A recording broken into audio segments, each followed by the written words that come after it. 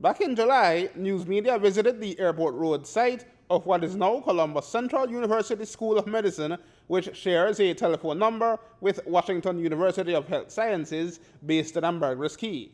The charge, according to activists Geovannie Brackett and Raymond Rivers, is that unlike their legitimate counterparts, the former American Global University School has never shown signs of activity. When you research a directory for medical schools, they have changed their name to Columbus University. I think the full length you can research there. But when you look at the contact number, it is a contact number, even though they're located here on the airport road, it's a contact number for the medical school up in San Pedro. I think that is Washington University.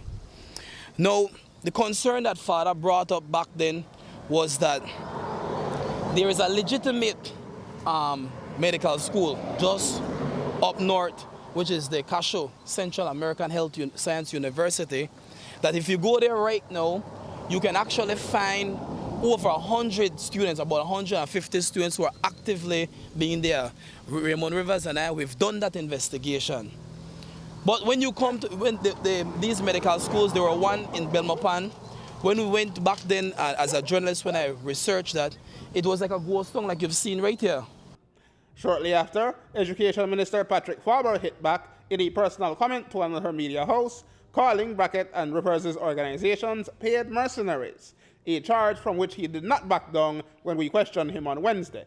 But as he also promised, Faber spoke to the reason why Columbus changed its name and how Columbus and Washington are policed by his ministry. The school that is in question had a name change because of difficulty. They asked us to keep the charter because, of course, there needed to have been the continuity.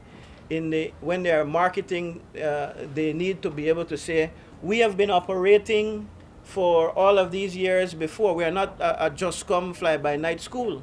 And that is why they kept that charter, and they opened another school, the one that is in San Pedro, which we have inspected time and time again to see that it is working properly. At the time when the proprietors of the one on the airport road came, they made us aware that they are going to seek clients. We have been checking on them.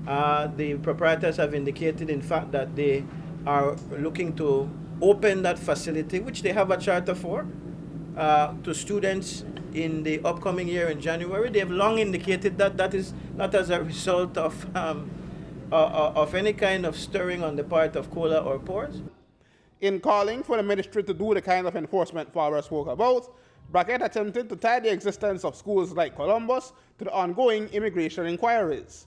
To those concerns, Faber responded that no such will be tolerated under his watch. People can be assured that under my watch, certainly, if it is that we were engaging with everybody who wants to open a medical school and come here and offer money for that, we would have had 20, 30, 40, 50, because there is no limit on what can be done. And furthermore, you see, this is why I agreed to do a more extensive thing. Under the People's United Party, when they issued a charter, there was no demand for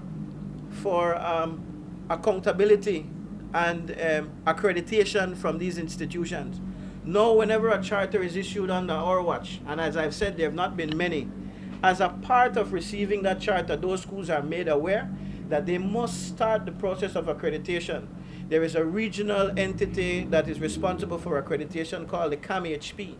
And both of those schools that are operating now, but also the charter that exists with the principals for the school on the airport road, have started that process. The ministry has insisted that we get documentation to show that you're moving towards accrediting your school, so that it's not only Belize that says you're doing what it takes to offer good quality education, and this is medical education. These people are going to be doctors. So we must ensure that there is that kind of quality. Aaron Humes reporting for News 5.